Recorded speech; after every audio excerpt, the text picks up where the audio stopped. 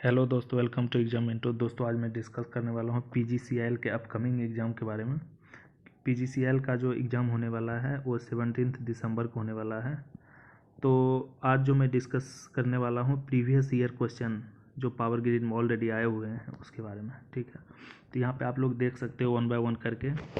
जो भी मेरे इस यूट्यूब चैनल पे नए आए हैं प्लीज़ लाइक और सब्सक्राइब कीजिए, क्योंकि आपको यहाँ पे लेटेस्ट जितने भी एग्ज़ाम होने वाले हैं तो उसका आपको प्रीवियस ईयर क्वेश्चन का डिस्कशन मिलेगा इस यूट्यूब चैनल पे। तो देखते हैं 1 बाय 1 करके। पहला क्वेश्चन है, यहाँ पे आप देख सकते हो, when the rate of electrical energy is charge on the basis of maximum demand of the consumer and the unit consumed it is called.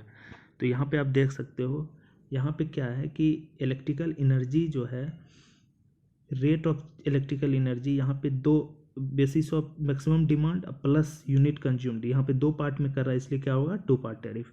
Question number 2, 50 hertz 230 volt is apply to a full wave rectifier, its output frequency. तो output frequency क्या होगा, तो यहाँ पे आप देखियो कि half wave के लिए हाफ वेव रहेगा तो फ्रीक्वेंसी एफ होगा, फुल वेव रहेगा, ठीक है, तो 2f हो जाएगा। फुल वेव सेंटर टैप रहेगा, ठीक है, सेंटर टैप, तो 2f हो जाएगा फ्रीक्वेंसी। यहाँ पे फ्रीक्वेंसी 50 ही दिया है, फुल वेव पूछ रहा है तो 50 × 2 100।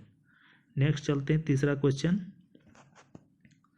तीसरा क्वेश्चन है, if Vm is maximum voltage then the average voltage of wave form will be. तो यहाँ पे देख सकते हो जो वेव फॉर्म दिया हुआ है हाफ वेव है, ठीक है, हाफ वेव रेक्टिफायर का आउटपुट वोल्टेज है, तो हमको average output voltage of half wave rectifier का बताना है, ठीक है। तो क्या हो जाएगा, V average V output equal to Vm by pi. ये हाफ वेव का हो गया, ये हाफ वेव रेक्टिफायर का हो गया।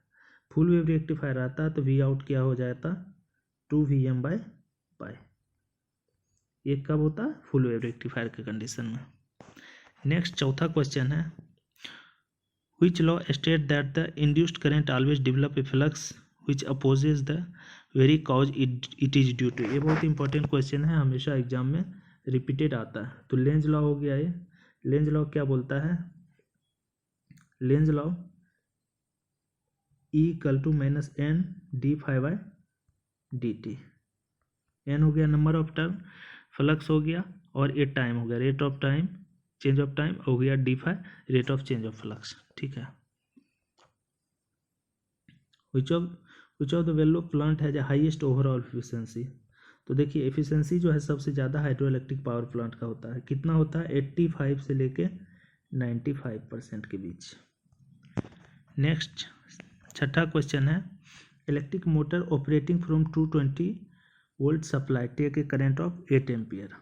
तो यहाँ पे देख सकते हो, तो इफिशिएंसी दिया हुआ है, तो इफिशिएंसी इक्वल टू क्या होता है, आउटपुट बाय इनपुट। तो हमको क्या निकालना है, आउटपुट निकालना है, तो आउटपुट इक्वल टू क्या हो जाएगा, इफिशिएंसी दिया हुआ है, इफिशिएंसी 0.8 इनपुट, और उसके बाद इनपुट क्या होता है, इनपुट पावर होगा, क्योंकि आंसर जो है पावर में दिया हुआ है, तो 220 वोल्ट इंटू 8 कर देंगे यहाँ पे, 220 इंटू 8। तो इसको करने के बाद जो आपका आंसर आएगा 1408 वाट आएगा। नेक्स्ट है, if F is operating current frequency of A magnetic circuit with A ferromagnetic core, hysteresis losses पूछ रहा है, ठीक है। तो हिस्टैरिसीस लॉसेस पीएच जो होता है डायरेक्टली प्रोपोर्शनल टू फ्रीक्वेंसी होता है, वही आपका एडी करंट पूछता है, P is directly proportional to F square होता है।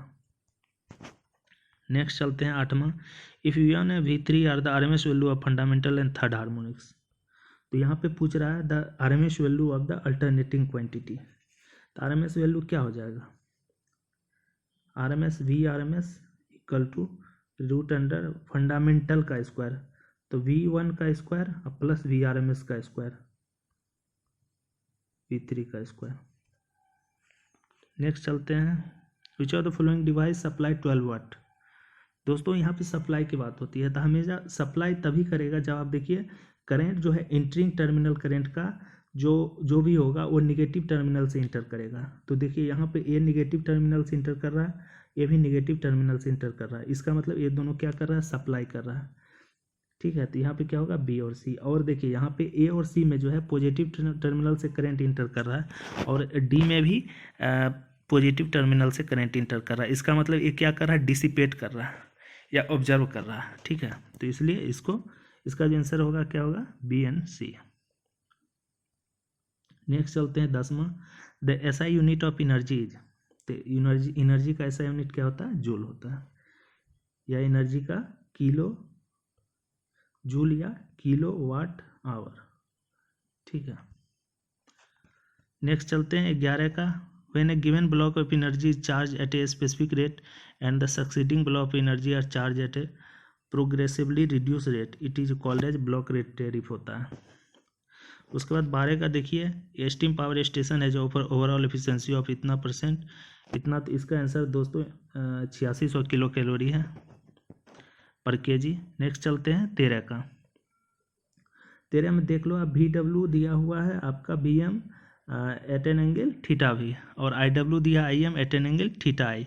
तो यहाँ पे कम्प्लेक्स पावर पूछ रहा है। कम्प्लेक्स पावर क्या होता है, S equal to V into I conjugate. तो दोस्तों यहाँ पे आई कंजुगेट जैसे करेंगे तो आई एम, यहाँ जो आई दिया हुआ इसको हम लिख सकते हैं आई एम, ये क्या हो जाएगा, माइनस थीटा आई, करंट है तो थीटा आई हो गया। तो इसलिए जब इसका दोनों को मल्टीप्लाई करेंगे, और दोस्तों यहाँ पे देख सकते हो कि ये जो यहाँ पे दिया हुआ वी एम आई एम, लेकिन हमको क्या निकला, कम्प्लेक्स पावर जो होगा ये आर एम एस के फॉर्म में है। ये हमेशा याद रखिए, ये आर एम एस के फॉर्म में होता है वी और आई, ठीक है। तो वही आर एम एस को हम क्या करेंगे, मैक्सिमम बदलेंगे। तो इसलिए V M by root two, V M by root two होगा तो क्या हो जाएगा, V M I M by two, और ये theta V minus theta I, इसलिए आंसर क्या हो जाएगा इसका 2। 14 का देखिए, find the value of V1 and V2। देखिए बहुत सिंपल सर्किट, इसको आप सॉल्यूशन कर सकते हैं, बहुत आसानी से हो जाएगा। क्योंकि अगर मैं यहाँ पे सॉल्यूशन करूँ तो बहुत ज़्यादा टाइम लगेगा। मैं सोच रहा हूँ बहुत कम टाइम में सारे 120 क्वेश्चन को मैं कंप्लीट कर दूँ। नेक्स्ट चलते हैं, which power plant require highest initial cost and minimum cost of fuel transportation. देखिए यहाँ पे न्यूक्लियर पावर प्लांट है। न्यूक्लियर पावर प्लांट में क्योंकि इलेक्ट्रिसिटी जनरेशन में जो भी हम मेगावाट जनरेट करते हैं पावर, उसमें एनर्जी की रिक्वायरमेंट बहुत कम होती है। Minimum cost of fuel transportation लगता है क्योंकि फ्यूल की रिक्वायरमेंट बहुत कम होती है। उसके बाद 16 चलते हैं, the voltage apply to a purely inductive coil of self inductance इतना। इसका आंसर भी देख सकते हो आप, तीसरा है, the voltage regulation of alternator having 0.75 leading power factor, no load induced EMF 2400 volt and rated terminal voltage 3000 volt. तो इसका वोल्टेज रेगुलेशन क्या हो जाएगा, -20%। 18 का, what could be the approximate voltmeter reading for a given circuit. तो यहाँ पे आप देख सकते हो, क्योंकि यहाँ पे देखो ये वोल्टमीटर है तो ये क्या है, दोनों ओपन है। तो इसका मतलब ये जो वोल्टेज है ये सारा का सारा इसके क्रॉस में आ जाएगा, तो इसलिए आंसर क्या हो जाएगा, 200 वोल्ट। नेक्स्ट चलते हैं 19, अंडर नॉर्मल और running condition the damper winding is in an alternator does not carry any current. Damper winding क्या करता है, प्रिवेंट द ऑस्किलेशन, ठीक है। तो ये करंट कैरी नहीं करता है, इसमें कोई करंट नहीं होता है।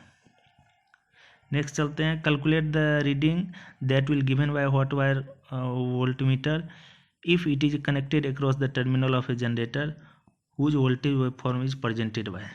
ठीक है, हॉट वायर है तो जैसे ही हॉट वायर की बात होगी हमेशा आरएमएस रीड करेगा, तो वी आरएमएस करेगा। अगर वी आरएमएस करेगा तो रूट अंडर वी आरएमएस क्या हो जाएगा, देखो यहाँ पे 400, ठीक है 400 क्या है, वी मैक्सिमम में है तो आरएमएस में बदलने के लिए 400 बाय रूट 2 करेंगे। V RMS equal to V M by root 2 का स्क्वायर, 400 बाय रूट 2 की स्क्वायर, अब प्लस 300 बाय रूट 2 की स्क्वायर, 300 बाय रूट 2 का स्क्वायर करेंगे। जब इसका सॉल्यूशन कीजिएगा तो आपको 500 by root 2, V R M S equal to क्या होगा, 400 बाय रूट 2 के square plus 300 by root 2। If the load angle of 4 pole synchronous motor is 8 degree electric, it's value is mechanical degree is. तो देखो P theta electrical, P theta, ठीक है चलो इसे नहीं, theta electrical equal to P theta mechanical by 2, ये formula याद रखो। ठीक है, तो यहाँ पे देखो 4 पोल है तो पी की जगह 4 रख दिया, ठीक है, उसके बाद सिंक्रोनस मोटर 8 डिग्री इलेक्ट्रिकल है, थीटा इलेक्ट्रिकल जगह 8 रख दिए, इंटू थीटा मैकेनिकल बाय 2, तो ये 2 से कैंसिल हो गया, ये 4, तो थीटा मैकेनिकल क्या हो जाएगा 4 डिग्री। नेक्स्ट है the equation for a voltage wave is इतना दिया हुआ है, फाइंड द फ्रीक्वेंसी। ठीक है, तो अब देखो यहाँ पे साइन देखो 0.02 ईवीएम हो जाएगा maximum voltage, sine omega T plus theta, तो थीटा तो 30 डिग्री है, ओमेगा की जगह पे क्या है 2 पाई है, तो ओमेगा को अगर हम लिखेंगे 2 पाई एफ इक्वल टू 2 पाई, तो 2 पाई कैंसिल, तो एफ इक्वल टू क्या हो जाएगा 1, और यही तो आंसर है। ठीक है, नेक्स्ट चलते हैं। A lightning discharge between cloud during a thunder storm is of 10 coulomb, the time of discharge is 10 millisecond, determine the average lightning current. ठीक है, तो दोस्तों यहाँ पे आप देख सकते हो आई इक्वल टू क्या होता है D Q by D T, तो यहाँ पे देख सकते हो चार्ज दिया हुआ 10, टाइम कितना दिया हुआ है 10 मिली सेकेंड, तो 10 इंटू मिली को करेंगे 10⁻⁻3, तो ऊपर जाएगा तो 1000 होगा, ये 10 कैंसिल हो जाएगा, तो कितना हो जाएगा 1000 ampere. If n resistor with R ohm as resistance are connected in parallel, then equivalent resistance is, तो R/N हो जाएगा आंसर। नेक्स्ट चलते हैं 25 का।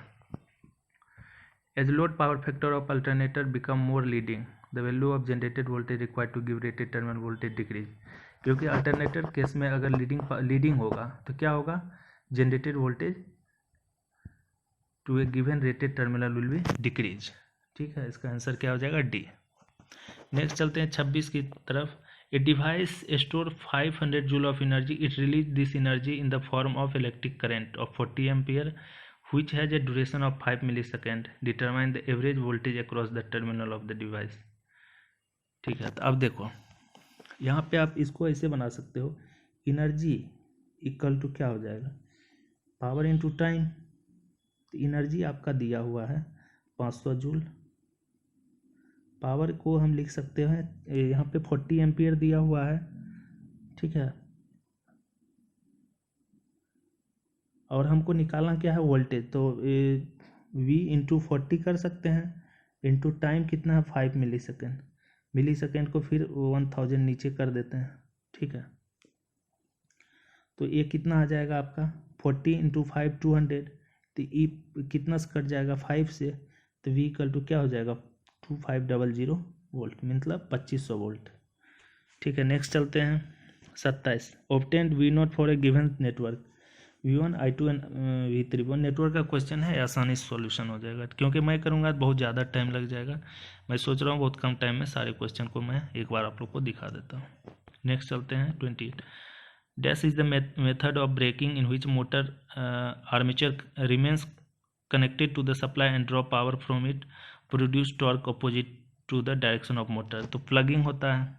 नेक्स्ट चलता है how will you extend the range of measurement in case of ammeter and voltmeter, तो ammeter में क्या लगाते हैं शंट में रेजिस्टेंस लगाते हैं अक्रॉस द मीटर, और high non inductive resistance in series with the voltmeter.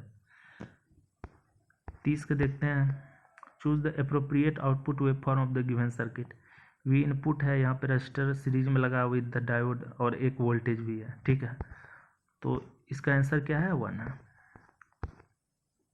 Which of the following is a current control voltage source, तो करंट कंट्रोल वोल्टेज सोर्स कौन सा है, तो यहाँ पे देखो करंट कंट्रोल वोल्टेज सोर्स का मतलब हो गया यहाँ पे ये वाला, देखो यहाँ पे VD equal to RIC।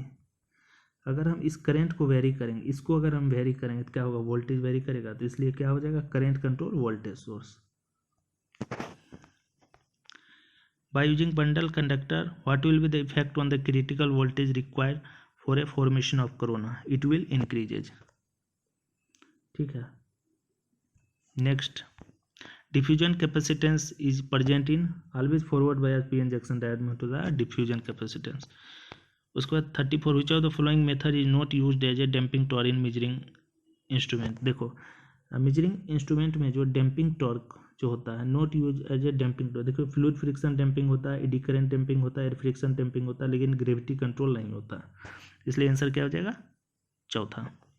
What is the required illumination level for important shopping center and road junction 30 lumen per meter square 36 the maximum demand of consumer is 20 ampere at 220 volt calculate the equivalent maximum power demand तो 220 into 20 कर दो तो answer क्या हो जाएगा 4.4 kilowatt 37 में है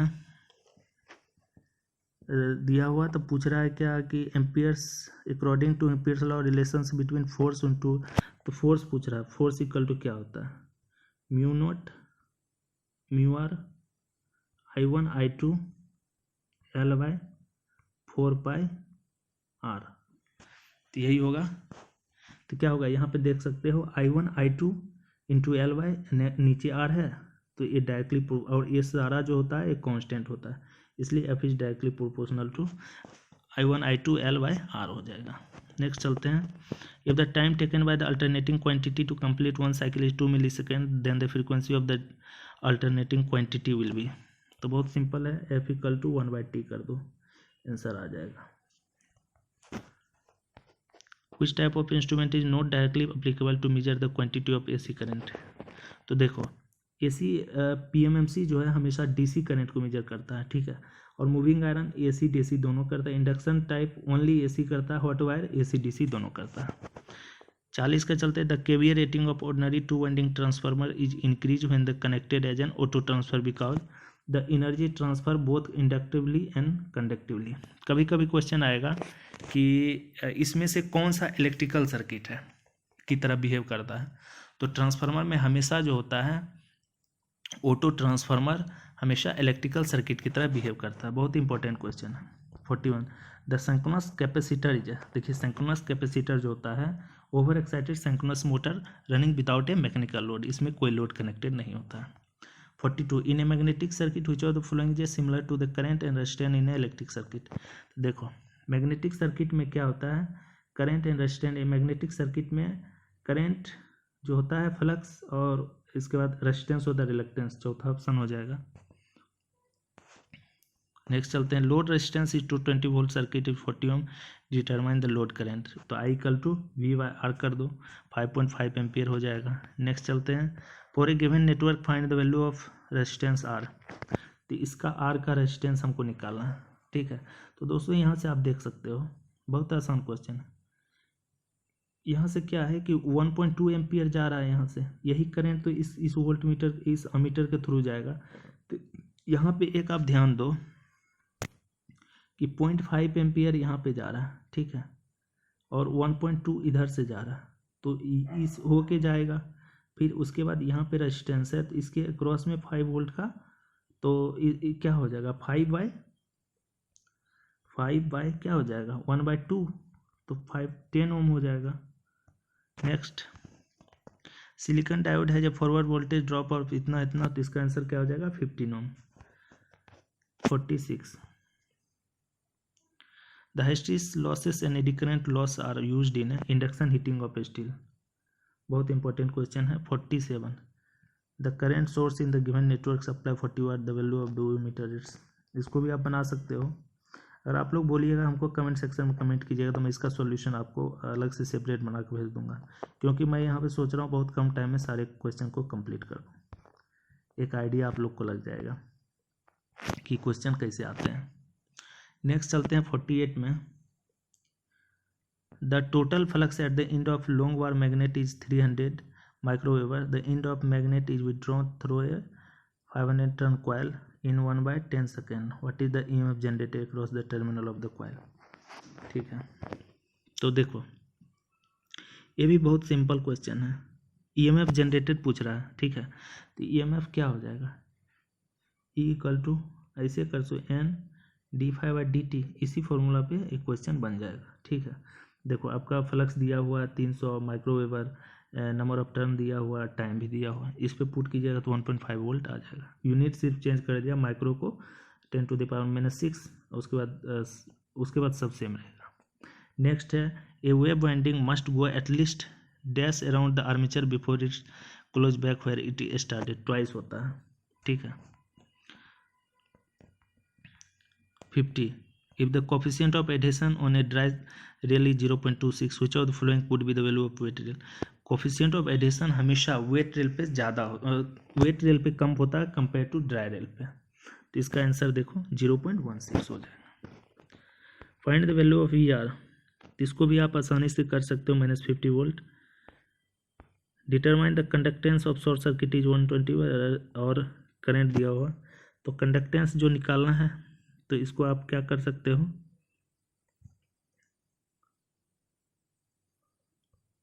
conductance G equal to 1/R, तो I/V हो जाएगा, तो I क्या हो जाएगा 500 और V है 120, तो आंसर क्या हो जाएगा 4.16 siemens. Which of the following element has the least resistivity, देखो कॉपर का रेसिस्टिविटी सबसे कम होता है।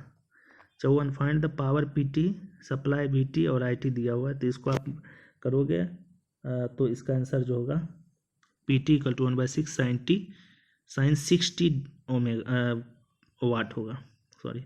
The sole purpose of commutator in a DC generator is to convert the induced AC into DC। Commutator का काम क्या है, DC जनरेटर में AC को DC में कन्वर्ट करना। Under no load condition the power drawn by prime mover on a alternator is utilised to meet no load losses.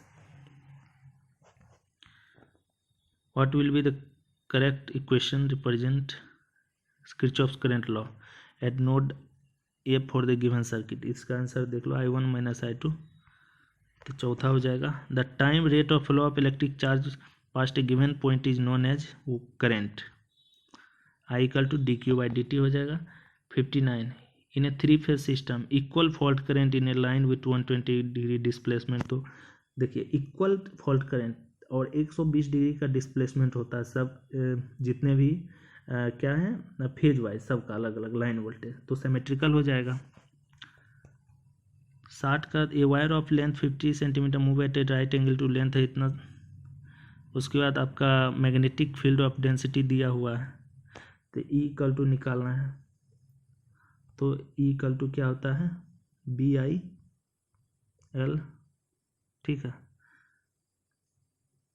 BIL sine theta, sine theta की जगह साइन 90 हो जाएगा, तो B का जगह पे देखो 1 रख दे, ठीक है।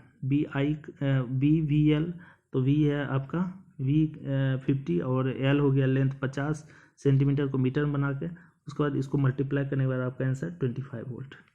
तो दोस्तों मैं आज टोटल 60 क्वेश्चन का डिस्कशन किया हूँ। अगर आप लोग को इसके आगे और 60 क्वेश्चन जो रिमेनिंग बचा है उसका मैं अगले नेक्स्ट वीडियो में अपलोड